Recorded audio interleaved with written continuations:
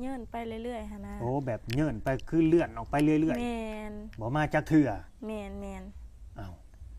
จากที่นัดไว้ว่าเดือนนั้นเด้อสิมาแม่นพอฮอดมื้อเลยก็เลื่อนออกไปอีกแม่นแม่นสร้างเป็นแบบนี้ก็มีเอาแหละคือว่าจนแบบว่า จนเขาแบบว่าซื้องัวซื้อหยังมาให้เด้ซะเนาะแม่นแม่นเขาซื้อให้แล้วก็วันนี้แล้วก็เลิกลากันไปอีกวันนี้เพราะว่ามันเยื่นยาวโพดหั่นนะแบบมื้อนั้นแล้วมื้อนี้มื้อนี้แล้วมื้อนั้นหั่นนะ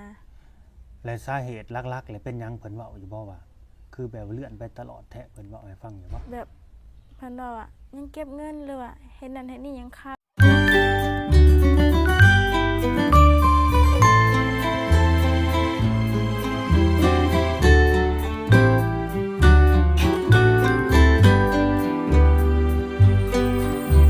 บ่หลายอย่างเนาะนี่แหละพี่น้องเอ้ยเนาะทางผู้สาสูนเฮาก็ได้หลายคู่หลายคนก็น่าจะคุ้นหูคุ้นตาเนาะเพิ่นอยู่ดอกเนาะสบายดีเนาะโดยสบายดีเป็นได้สบายดีอยู่บ่ก็สบาย บ่ได้พ้อกันดนหายไปไสมาน้องล่ะไปเฮ็ดเวียกไปเฮ็ดเวียกโดยไปเฮ็ดเวียกคือไปทำงานนั่นแหละพี่น้องเอ้ยก็คิดว่าน้องเพิ่นมีสมหักสมหวังเนี่ยไปมีครอบครัวแหละยังเนาะไปเฮ็ดเวียกอยู่ไสเนาะเฮ็ดเวียกอยู่เวียงไปฮอดเวียงแล้วโดยไปอยู่จักเดือนน่ะประมาณ2เดือนหรือ3เดือนนี่แหละไปกับแม่บ่แม่นไปเฮ็ดเวียกอีหยังเนาะอยากก่อสร้างงานก่อสร้างบ่พี่น้องเอ้ยเวียกน้องไปเฮ็ดก็คือมางานหินแท้หั่นนะเด้อบ่เมื่อยบ่หนักบ่ไปเฮ็ดเวียกเนี่ยก็นักก็ต้องอดทนนะเพราะว่าอยากได้เงินเพิ่นเนาะโดยอันนี้แหละคือละคนก็น่าสิจำน้องได้หลายๆคนก็สิจำบ่ได้เด้อพี่น้องเด้อเพราะ FC คนใหม่บ่าวลาวนี่ก็น่าสิบ่คุ้นหูคุ้นตาแล้วก็สิบ่รู้จักน้องเพิ่นเนาะน้องชื่อว่าจังได๋ชื่อน้องแก้วน้องแก้วเนาะโดยปัจจุบันอายุจักปีน้องแก้วอายุ18ปี18ปีพี่น้องเอ้ยโดยที่ผ่านมาน้องเพิ่นก็เคยแบบ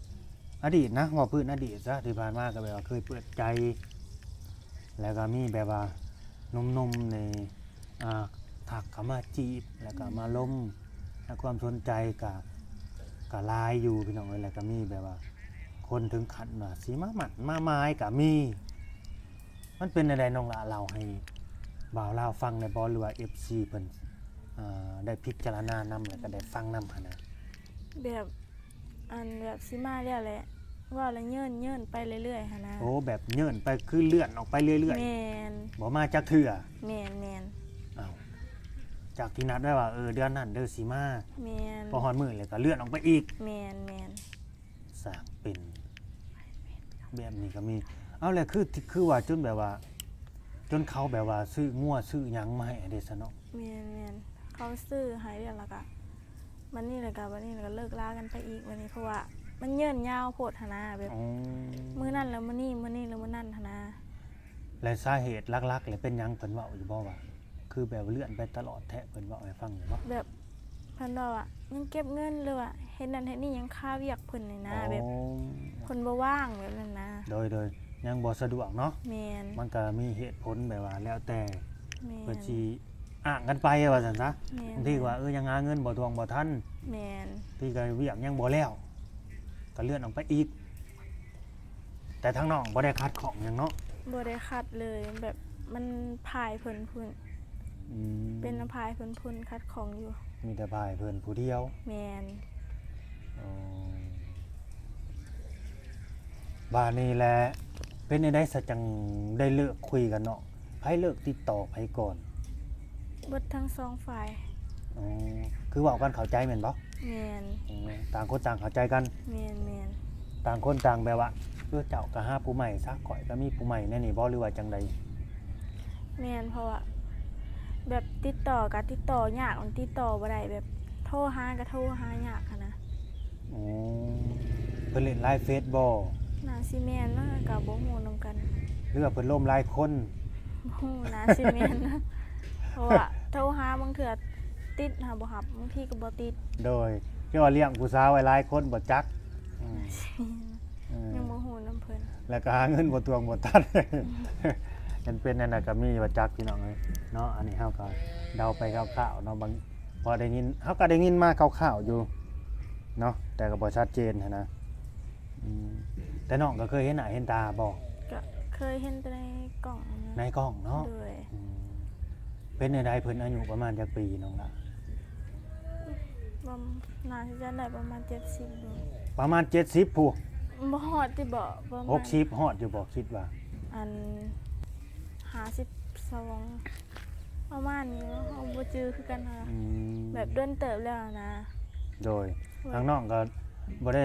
ขอเบิ่งรูปเบิ่งหยังเพิ่นบ่ได้ส่งมาให้เบิ่งบ่ บ่เพิ่นบ่ได้ส่งมาให้เพิ่นเอาเพิ่นบ่ได้ถ่ายรูป โดยมีแต่คุยกันแล้วก็เปิดกล้องธรรมดา แม่น อ๋อ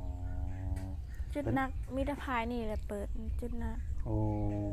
มีแต่น้องเปิด แม่น เพิ่นเป็นคนลาวหรือคนไทยน้องล่ะ คนไทย โอ้คนไทยแต่ว่าอยู่ต่างประเทศเนาะ โดย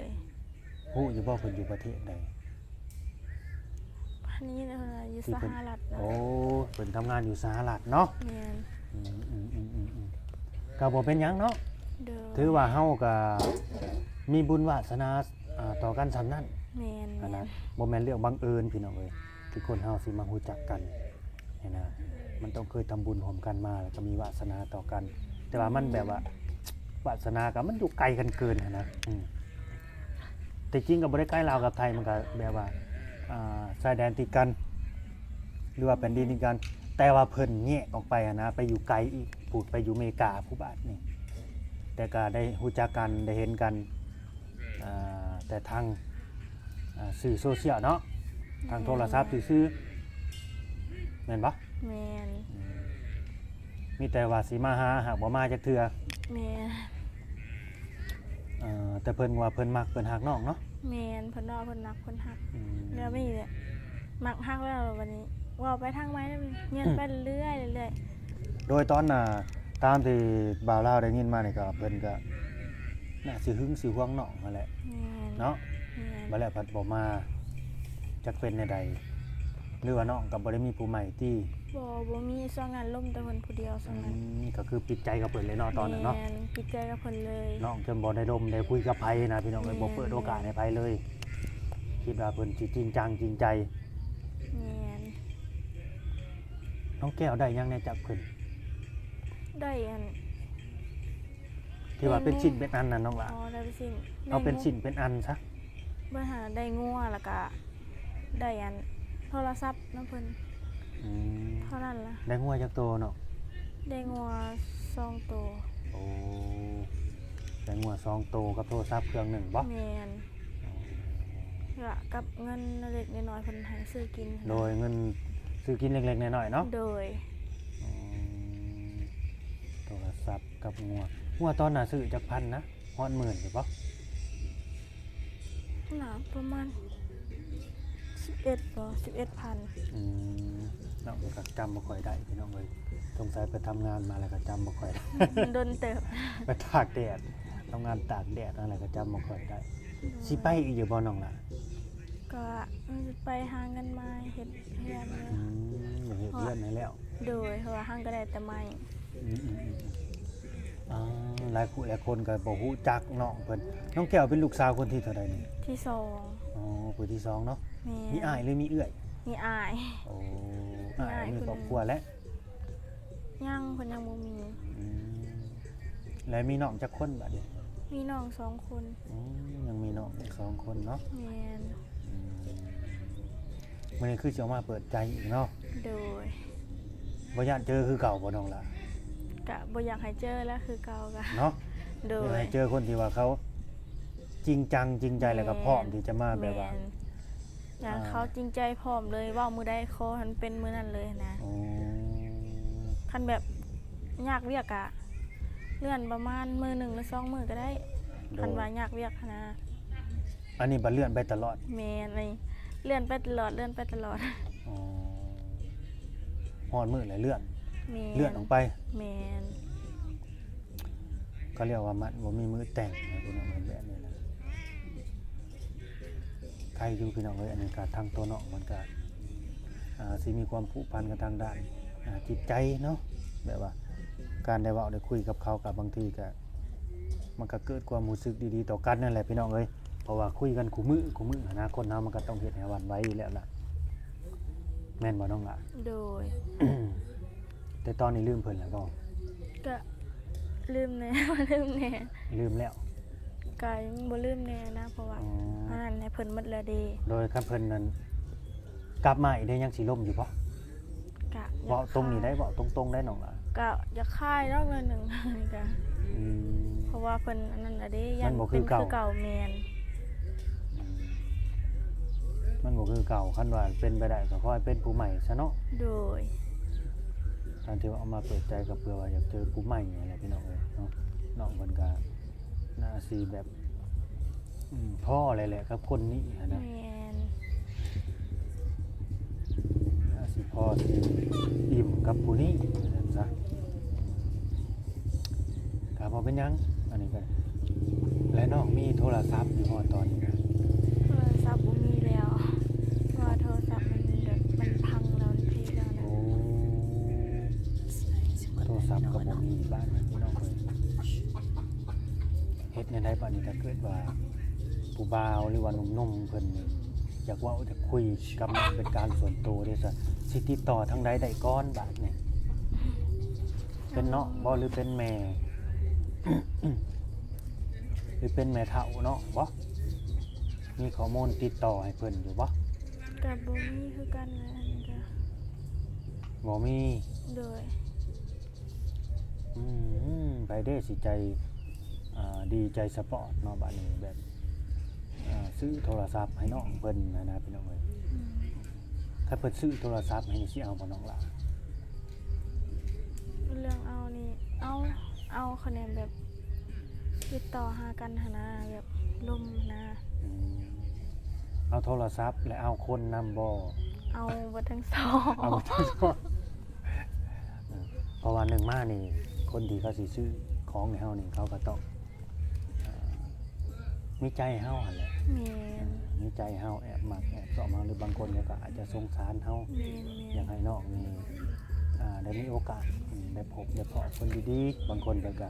แบบผู้ใหญ่หั้นนะ โดย เพื่อเพิ่นมีจิตใจแบบว่าใจบุญหั้นนะเพิ่นก็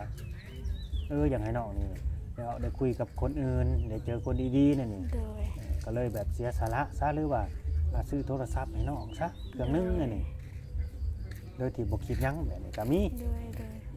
แต่บางคนเขาก็ถ้าซื้อโทรศัพท์ให้แล้วเขาก็อยากได้เฮาอะไรหรือว่าอยากได้ใจเฮาแบบนี้นะ แม่น อยากรู้จักเฮาแบบนี้ก็มีหลายกรณีนะ โดย หลายทั้งน้องออกมาเปิดใจมื้อนี้นี่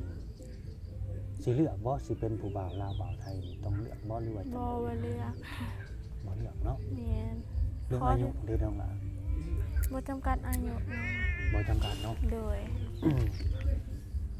ขอเพียงแต่ว่าเขาแบบว่า ฮักเฮาจริงหั้นนะแบบฮักจริงจังแบบบ่เข้ามาตัวหั้นนะ คือคนก่อนเนาะ แม่น คนก่อนนี่น้องก็คิดมักเพิ่นอยู่บ่ ก็มักเพราะว่าเพิ่นก็ให้หลายอย่างอยู่เด้เพิ่น อ๋อ ก็ คือเพิ่นแสดงให้เห็นอยู่เนาะ แม่น ตัวน้องก็น่าสิเสือใจตรงนี้ว่า แม่น เขาก็น่าสิมักเฮาอีหลีหันนะ แม่น บ่แล้วบัดถือว่าบุญบ่ฮอดเนาะบุญบ่ฮอด แม่น บุญบ่จอดกันนั่นแหละก็เรียกว่าศีลบ่เสมอกันพี่น้องเอ้ยบางทีก็บุญน้องบ่ฮอดเพิ่น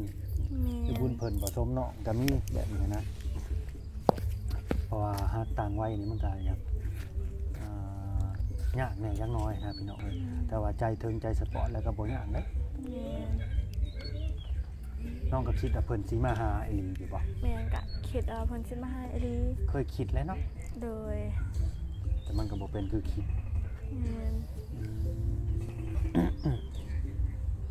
ก็บ่เป็นหยังพี่น้องเอ้ยเนาะก็เป็นกำลังใจให้น้องเพิ่นคือเปิดใจมื้อนี้ก็เพื่อว่าสิเจอคนใหม่นะพี่น้องเอ้ แม่ ย น คนใหม่ก็คนที่แบบว่าจริงจังแล้วก็จริงใจได้เนาะว่าแบบพร้อมเลยนะถ้าน้องก็พร้อมสิสละโสดเนาะ ก็พร้อม สิคุยกันโดนบ่น้องลาเนาะ ก ก็คุยกันไปเรื่อยๆเรื่อยๆนะ คุยกันไปเรื่อย โดย ๆคิดว่าสิใช้เวลาจักเดือนเนาะสามารถที่แบบว่าสิลงเอยกับเพิ่นแล้วก็ตกลงปิดใจกับเพิ่นถ้าว่าเพิ่นเฮ็ดได้คือคนก่อนนะแบบคอยดูแลเฮาแล้วก็ซัพพอร์ตเฮาแบบคนที่น้องลมที่ผ่านมานะ ประมาณ3 เดือนหรือ2 เดือนนั่นแหละ คือเขาเฮ็ดได้เด้แต่ว่า แม่น เขาเฮ็ดให้น้องเฮ็ดได้แต่ว่าเขามาหาน้องบ่ได้ แม่น บ่ฮู้ว่าเหตุผลหยัง โดยแม่น นั่นน่ะเนาะกันเฮาสิเว้าไปเฮาก็บ่กล้าปักปั๊มเขาบ่มีหลักฐานพี่น้อง โดยแม่น แต่เฮาก็ได้ยินมาแว่วๆอยู่นั่นนะ สำหรับคนนี้นะว่าเพิ่นบ่ได้มีแต่น้องคนเดียวนั่นนะอันนี้บ่าวลาวได้ยินมา โดย แนวนั้นเพราะว่า YouTube เขาก็เว้าให้ฟังคือกัน อันนี้ได้ยินมาจาก YouTube ได้ โดยโดย เพิ่นว่าขอว่าบ่ให้เว้าเด้อเพิ่นน่ะขอสิเว้าไปไสวะแบบนี้ก็มีเนาะว่าอันแล้วมันก็เลยไปบ่ทวงบ่ถึง